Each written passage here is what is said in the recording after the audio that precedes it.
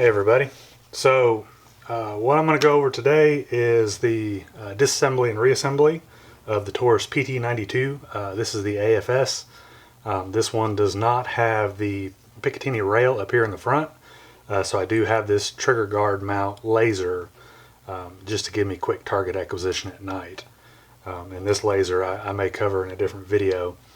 But this is the stainless steel version of the PT92. It's chambered in 9mm. This is hands down one of my favorite handguns.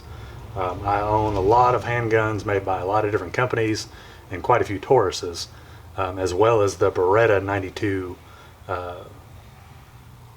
version of this. And I can say that this Taurus, it is hands down my favorite.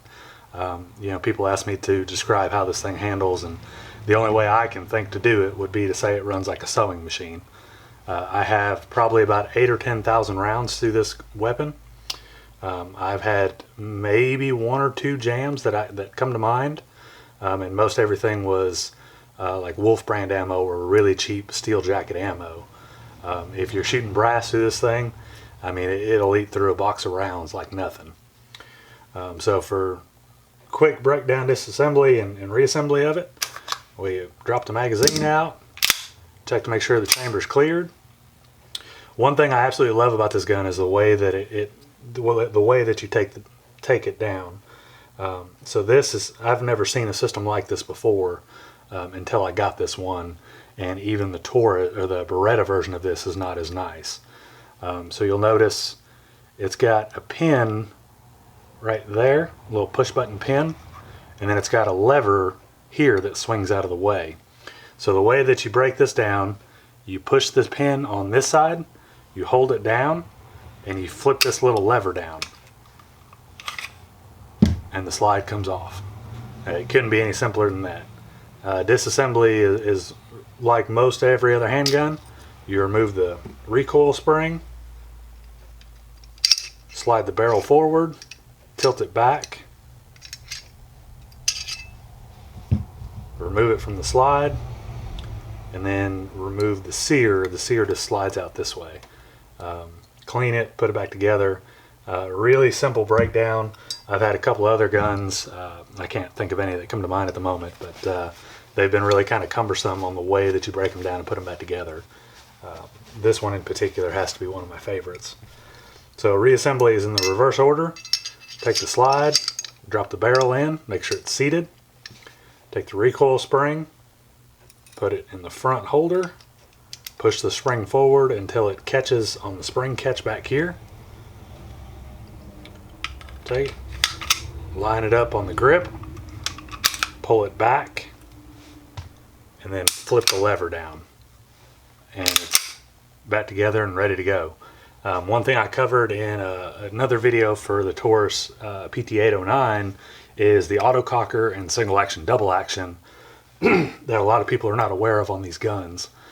So this one fires without the magazine being in, where a couple of other ones you have to have the magazine in for it to fire. So the auto decocker, the way it works, you can see the hammer's drawn back and it's in the fire position. Even with a live round in this, and I've done this at the range several times to test it, if you, kind of the traditional way that you would decock it would be to put your hand on the hammer, or put your finger on the hammer, pull the trigger, and ease the hammer forward. I have never discharged a weapon this way, but I have heard of some people who accidentally let the hammer go too quickly, or it slips out of their finger and it accidentally sends the gun off when there's a round in the chamber. So Taurus has mitigated that, whereas if it's in the firing position, you take the safety and you push the safety down, and it puts it into a decock mode. So if you see, the hammer is probably about 1/8 of an inch away from the firing pin, and it stays there. The nice thing about the auto decocker is when you decock it, when you push the safety lever down and the hammer comes forward, it's automatically in double action. So you can simply pull the trigger and it fires. So a lot of people are not aware that Tauruses can do that, and in fact I didn't know that up to about a year ago.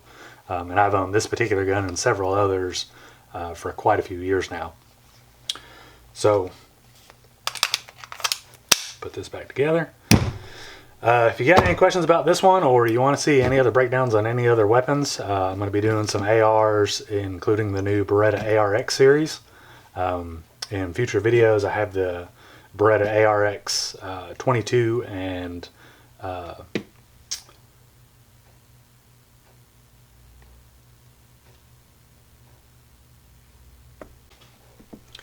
Beretta ARX 556.